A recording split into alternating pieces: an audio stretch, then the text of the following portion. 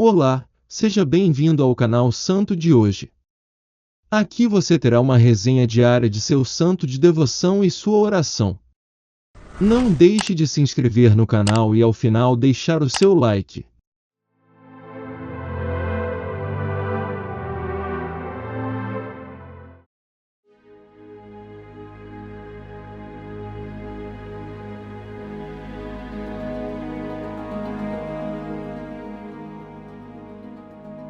Santo André Dunlac e seus companheiros mártires. Bispos, presbíteros e mártires, uma memória a ser venerada. Origens. Hoje celebramos a memória dos santos André Dunlac, presbítero, e seus companheiros mártires. Nesta comemoração conjunta, reverenciamos 117 missionários que enfrentaram o martírio nas regiões do Tonquan, Anã e Cochinchina, que correspondem ao atual Vietnã. Entre eles, figuram 8 bispos, vários presbíteros e uma numerosa assembleia de fiéis, independentemente de sexo, idade e condição social.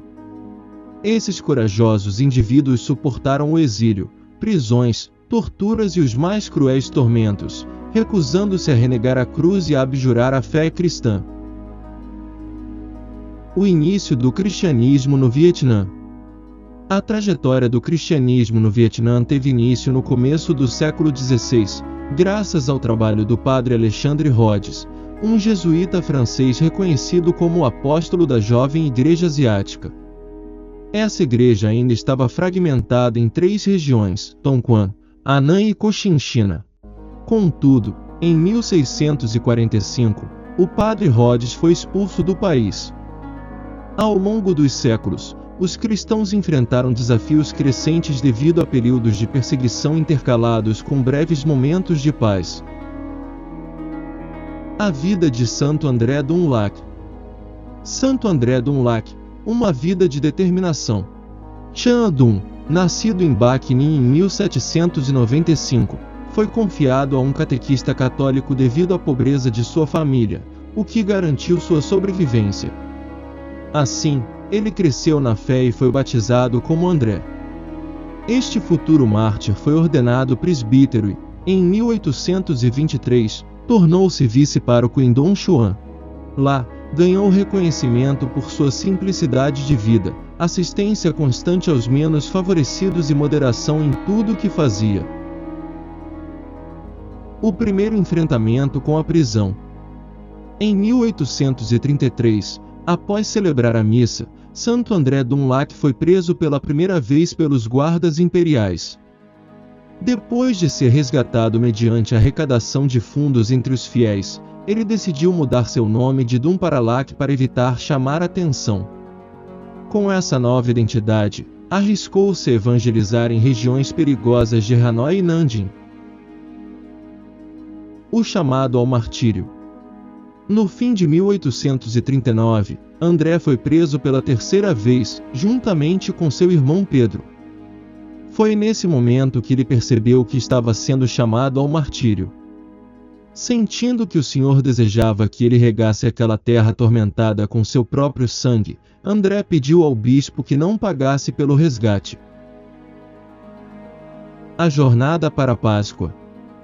Durante a transferência para a prisão de Hanoi, muitos fiéis se reuniram, chorando, enquanto André os encorajava a viver de acordo com os ensinamentos da Igreja. Na nova prisão, os 2 irmãos sacerdotes foram forçados a retratar-se e a pisar na cruz.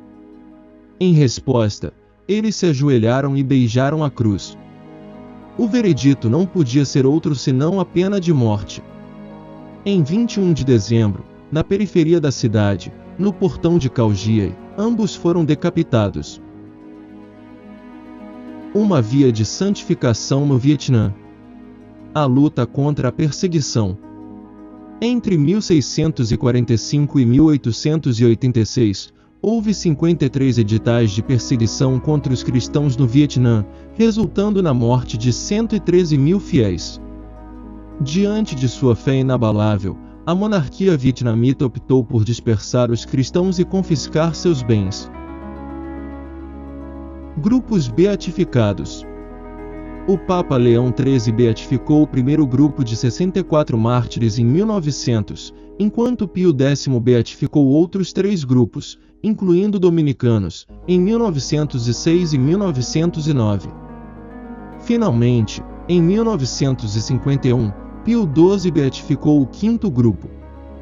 Em 1986, a Igreja uniu todos esses grupos distintos em um único, composto por 117 mártires, entre sacerdotes, religiosos e leigos, canonizados por São João Paulo II em 1990. André Dunlac, líder do grupo. Liderando esse conjunto notável estava Santo André Dunlac, possivelmente o mais conhecido entre eles.